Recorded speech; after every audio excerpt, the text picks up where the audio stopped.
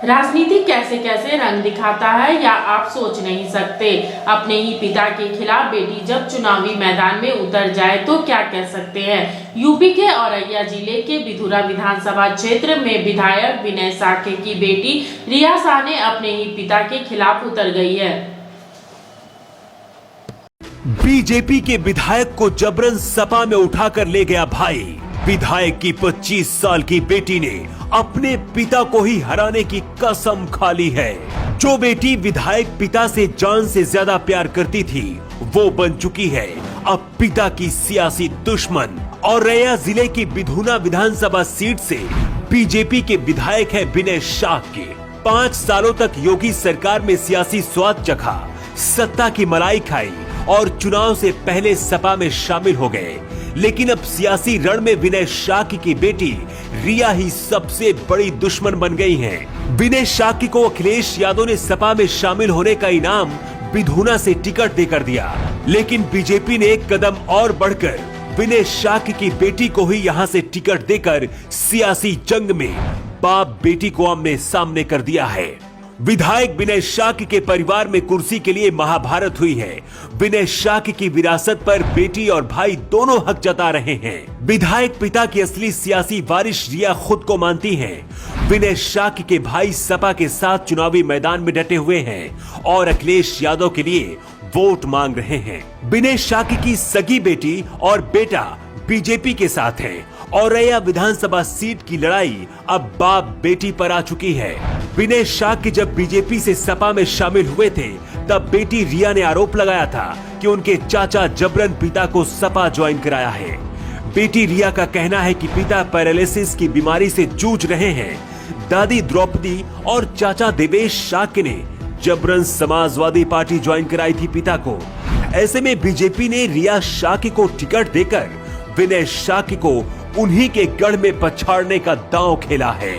बिधुना से विधायक विनय साखे स्वामी प्रसाद मौर्य के करीबी माने जाते हैं। ऐसा भी कहा जा रहा है कि स्वामी प्रसाद मौर्य की वजह से ही विनय साखे के परिवार में एक कलह हुआ है। विधायक विनय साखे की राजनीतिक विरासत को संभालने के लिए परिवार में 2 धड़ बढ़ चुके हैं। बेटी रिया का कहना है कि मैं और मेरा भाई सिद्धार्थ बीजेपी के साथ हैं। मुख्यमंत्री योगी आदित्यनाथ हमारे आदर्श हैं। वहीं रिया का आरोप है कि पिता की राजनीतिक विरासत को चाचा देवेश साखे हड़पना चाहते हैं। रिया साखे 25 साल की है, देहरादून के बोर्डिंग स्कूल से पढ़ाई की है और पुणे के सिम्बायोसिस यूनिवर्सिटी से डिजाइनिंग की पढ़ाई की है।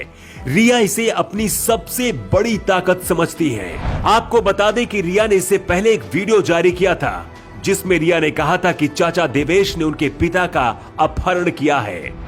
बीजेपी से टिकट मिलने के बाद रिया ने कहा है कि भाजपा प्रत्याशी के रूप में पूरे मनोयोग के साथ बिधुना में भाजपा का परचम एक बार फिर से लहरेगा। रिया साखे ने कहा है महिला सुरक्षा और विकास उनका चुनावी मुद्दा होगा।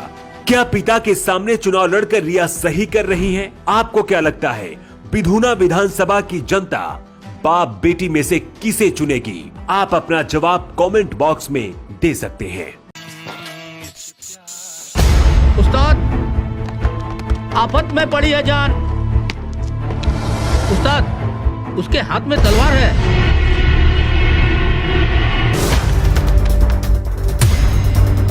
तलवार का मुकाबला पाइप से।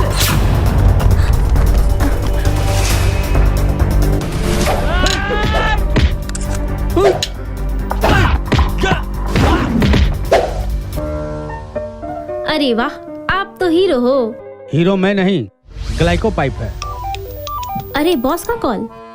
हेलो, आज का हेडलाइन क्या है? आज का हेडलाइन तो ग्लाइको पाइप है सर। ग्लाइको पाइप हम चुकाते हैं एक एक बूंद की कीमत।